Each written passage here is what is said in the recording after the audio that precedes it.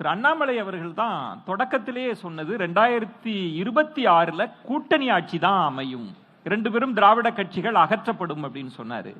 நீங்கள் தொடங்கிய முழக்கம் தான். அதற்கு முன்பு கோட்பாடு ரீதியா விசிக முன் வச்சாங்க. விஜய் அவர்கள் சொன்ன பிறகு அந்த ஒட்டுமொத்த கிரெடிட்டும் தாவேகாவுக்கு போயிடுச்சா, பாஜக இதுல பின்னுக்கு போயிடுச்சா?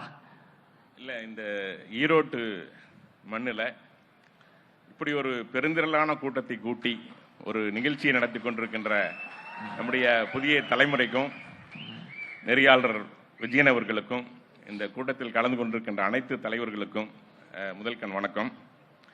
இந்த ஈரோடு மண் பெருமை வாய்ந்தது, மங்களகரமான மண், மஞ்சள் விளையும் மண். இந்த மண் 3 காவேரி, கீழ்பவானி, காளிங்கராயர் என்று 3 வாய்க்காலும் தண்ணீர் பாய்கின்ற மண். முடக்குறிச்சியில் தாமரை மலர்ந்த மண். எங்களுடைய எம்எல்ஏ அவர்கள் இங்க வந்திருக்காங்க, சரசர்கள் இங்க வந்திருக்காங்க. அதை விட முக்கியம் ஆன்மீக மண். ஏன் சொல்றேன்னா, சென்னிமலையில் கந்தசஷ்டி கவசம் அரங்கேற்றப்பட்ட மண் இந்த பெரியார் மண். அப்படிப்பட்ட ஒரு பெருமைமிக்க மண்ணில் இப்படி ஒரு கூட்டணி குறித்து, ஒரு கட்சி ஆட்சி குறித்து, அதுவும் இத்தனை கூட்டணி கட்சி தலைவர்கள் ஒற்றுமையாக அமர்ந்திருப்பது, நிர்வாகிகள்லாம் இதை பார்த்தாவே ஆசையா இருக்குது. தேச நலனுக்காக இவர்கள் ஒன்று சேர மாட்டார்களா இது மாதிரின்னு ஒரு ஆசையா இருக்கு. அப்படி ஒரு கூட்டம் இங்கே கூடியிருக்கிறது. அந்த வகையில எங்க தலைவர் தான் முதல்ல பேசினார். 2026 கூட்டணி ஆட்சி தான் அமையும் உறுதியா.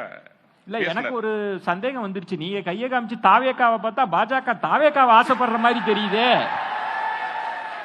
அதாவதுங்க, நீங்க இந்தி கூட்டணி ஒரு கூட்டணி உருவாச்சு பார்த்திருப்பீங்க. இந்தி கூட்டணி, அந்த கூட்டணியில ஆம் ஆத்மியும் காங்கிரசும் இணைந்திருக்கிறார்கள், ஆம் ஆத்மியும் கம்யூனிஸ்டும் இணைந்திருக்கிறார்கள். எந்த கட்சியெல்லாம் எதிர்ப்புறமாக இருந்ததோ அந்த கட்சியெல்லாம் பாஜகவுக்கு எதிராக ஒன்றிணைந்து அங்கே ஒன்றுவிட்டு நின்றார்கள், தோற்று போனார்கள், அது வேற விஷயம். ஆனால் தமிழகத்தில் தமிழக நலனுக்காக இவர்கள் நிச்சயமாக ஒன்று சேர்வல் என்ற நம்பிக்கை இருக்கிறது. ஆனால் அதே சமயம் நீங்க சொல்ற மாதிரி பாஜகவை எதிர்ப்பதற்கு அதிமுகவும் திமுகவும் ஒன்று சேர்ந்தால் கூட நீங்கள் ஆச்சரியப்பட முடியாது, நடக்கலாம். அதுவும் கூட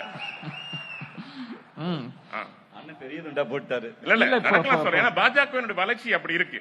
அடுத்தது இல்ல, என்னுடைய கேள்வி, கூட்டணி ஆட்சி அப்படின்னு நீங்க தான் சொல்லிட்டு இருந்தீங்க. ஆனா விஜய் அவர்கள் சொன்ன பிறகு பாஜகவின் கோரிக்கை பின்னுக்கு தள்ளப்பட்டு விட்டதா? இல்லைங்க, விஜய் அவர்கள் சொன்ன உடனே அது பேசுபொருளாக மாறியது. எப்படி இன்னைக்கு வந்து இங்க கூட்டம் கூடியிருக்கிறது, எனக்கு வந்தா ஒரு பெரிய ஆச்சரியம். எங்காவது படம் ரிலீஸ்க்கு வந்துட்டோமா ஒரு சந்தேகம் இருந்தது எனக்கு. அந்த அளவுக்கு ஒரு கூட்டம் இங்கே நிரம்பி இருந்தது. அது மாதிரி பேசப்படும் பொருளாக மாறி இருக்கிறது. எங்க அண்ணாமலை அவர்கள் சொன்னது மட்டுமல்ல, பாஜக செய்து காட்டி இருக்கிறது. கூட்டணிக்கு ஆட்சியிலும் அதிகாரத்திலும் பங்கு கொடுத்த ஒரே கட்சி பாரதிய ஜனதா கட்சி தான். அது இன்னைக்கு நாங்க தொடர்ந்து நிரூபிச்சுட்டு இருக்கிறோம். தமிழ்நாட்டில் ஏன் தேவை? நம்முடைய அண்ணன் விடுதலை சிறுத்தைகள் கட்சி அவர்கள் பேசினாங்க, நாங்க வந்து எங்களுடைய கட்சியுடைய கொள்கையே அதுதான். ஆனா அவங்க ஆதவர்ஜுன் பேசின உடனே டபால் அப்படியே பேசி வெளியான உடனே இல்ல எங்களுடைய கொள்கைகள் ஒன்றுன்னு அப்படியே அமுக்கமா அடக்கி வாசிக்க ஆரம்பிச்சாங்க. அண்ணன் சொன்னாங்க, அடங்க மறந்த கூட்டம், நாங்க 70 ஆண்டுகள் ஆட்சியில் பங்கில் இருக்கோம், அடங்க மறுத்த கூட்டம் இன்னைக்கு சாராய் கடையில் அடங்கி கிடக்கிறது. உண்மை அதுதானே? மாற்றுக்கிறது இருக்கான்னு கேளுங்க அவரை. இல்ல, அதை தவிர்த்தரலாம். வேண்டாம், தவிர்த்தரலாம். வேண்டாம், தனிப்பட்டு வேண்டாம்.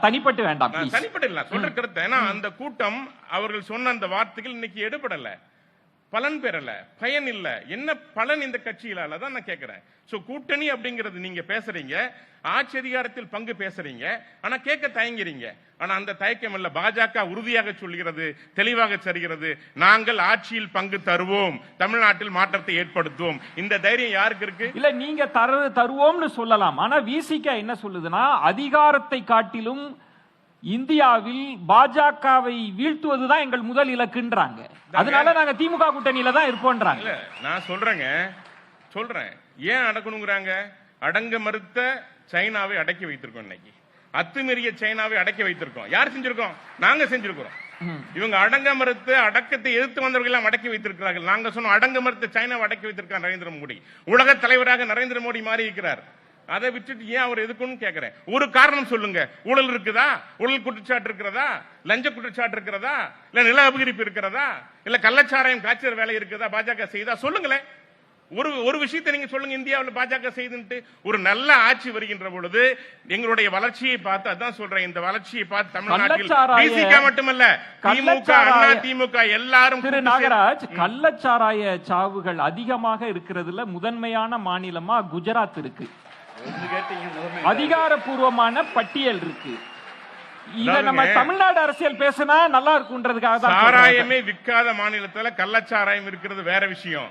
ஆனா சாராயம் மட்டுமே வித்துக்கொண்டு கொண்ட மாநிலத்துல இல்ல நான் பதில் சொல்றேன். அமைதி அமைதி அமைதி. ஒரே ஒரு விஷயம் ஐயா ஐயா ஐயா ஐயா ஐயா அமைதியா இருக்கு ஐயா ஐயா அமைதி உட்காருங்க. அமைதி. நான் பேசுறேன். இப்ப நான் ஒரே ஒரு செய்தி மட்டும் சொல்லுவேன். உட்காருங்க. ஒரு செய்தி, எல்லா தலைவர்களும் பேசினாங்க, எல்லாருமே குறுக்கிட்டு அனுமதிச்சாங்க.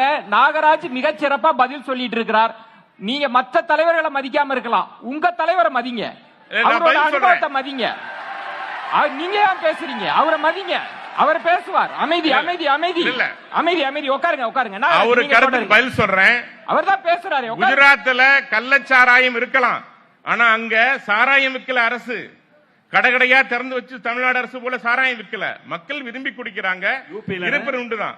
யூபியில இருக்கலாம், மக்கள் தொகை 3 மடங்கு பெருசு. இல்ல 3 மடங்கு பெருசு தமிழ்நாட்டை விட. ஆனா தமிழ்நாடு அரசை போல சாராயம் விற்கின்ற அரசாக எந்த அரசும் இல்ல. அதான் நான் சொல்ல வரேன்.